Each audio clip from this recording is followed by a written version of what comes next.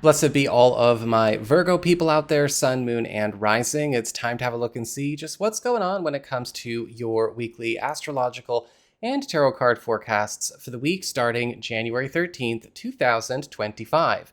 And just a quick reminder for everybody out there, if you ever want to get a personal reading with me, you just need to go on ahead to my website. It's integrativemysticism.com, or you can follow the links in the down bar below.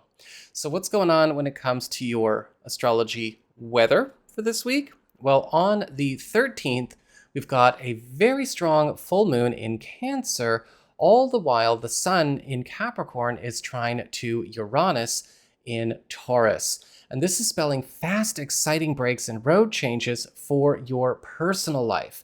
Now, this could absolutely indicate some kind of big development around maybe a friendship or a collaborative project, a joint venture, or maybe even a romantic story that is going to take off. And what could be happening from this is also closing up an old chapter in your life and really shaking up things for you, but in a really good way. Over the course of the next 2 weeks, it's going to be pretty continuous.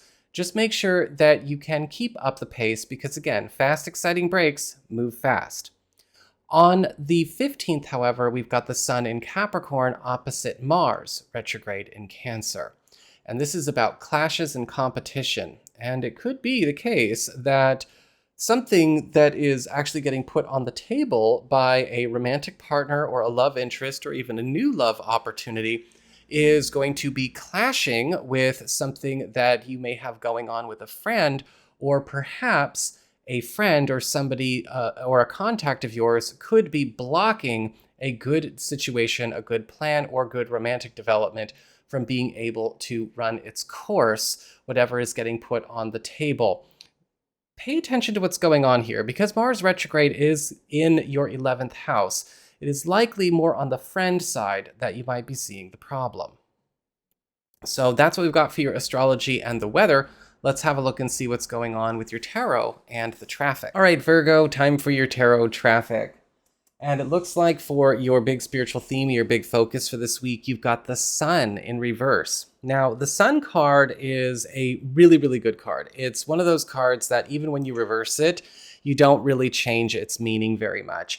And the sun is all about fun, happiness, playfulness, wholesome simplicity, sweetness, and peace, healing, all of that good stuff at the same time. And your week is going to be full of it. Because with the sun card reversed, even though it's reversed, there is a push for a lot of radical improvements that are going on in corners of your world that could definitely use the work over. However, with the sun reversed, that is also the message. A lot of these good things are going to come in ways that also might be disruptive every once in a while. Good fortune can be disruptive. We have to change plans. We have to be able to adapt. We have to be able to adjust. But at the same time, that is the price we make for good change, right? We don't want to be the worst thing you can be, and the worst thing you could be around is somebody who blocks change, because you're blocking the good too, so don't do it. I'm saying that to myself as well as a Virgo. For your Earth sector, when it comes to your work, job, and finances, you've got the Nine of Cups in reverse. And the Nine of Cups in reverse is an interesting card because this is basically showing where a lot of this week is going to be flush with not only great financial wins for you, but maybe even some professional victories that are just coming in very incomplete ways. The Nine of Cups reverse is indicating the granting of some kind of wish, something that you've wished for, something that you want to have happen, something that you have been maybe working hard for or putting out there. But it's not all the way complete when it starts to show up in your world. There may be something that still needs some work, something that still needs a bit of adjusting or repairing or fine-tuning, but it will be there.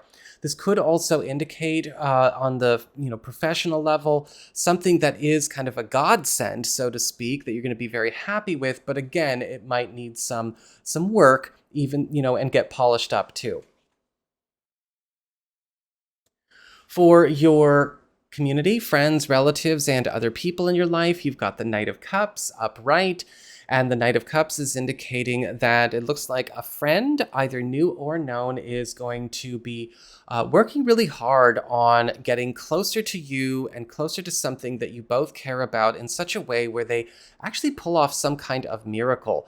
The Knight of Cups is an extremely loving, extremely magnanimous, caring person, and this could be somebody that is helping you where you need it the most.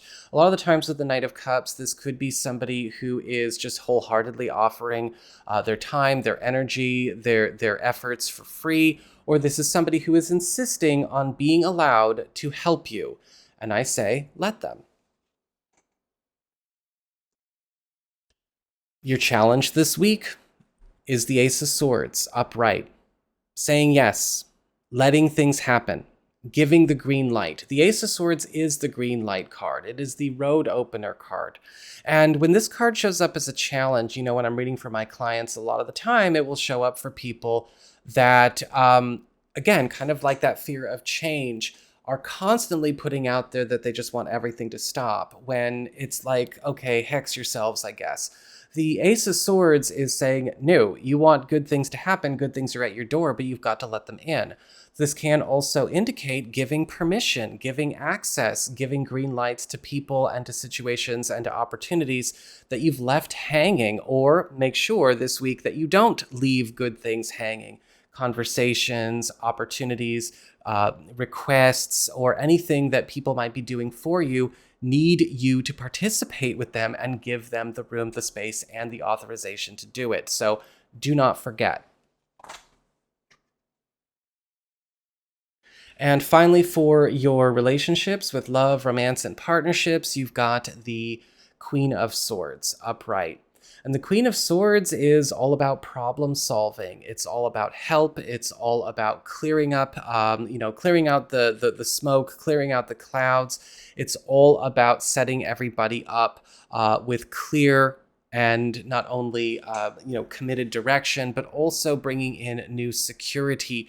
And for a lot of you, this could indicate a shift in a relationship dynamic that is making it a lot more serious. If you are, curious about something going on where you and maybe a significant other have been kind of adrift for a while, or we've been maybe a bit lax, or we've been kind of, taking things as they come. The Queen of Swords is indicating that there is going to be a clear sense of direction for you guys now, and possibly even again, the protection or the clearing against or from something that has been a problem or problem source for a while.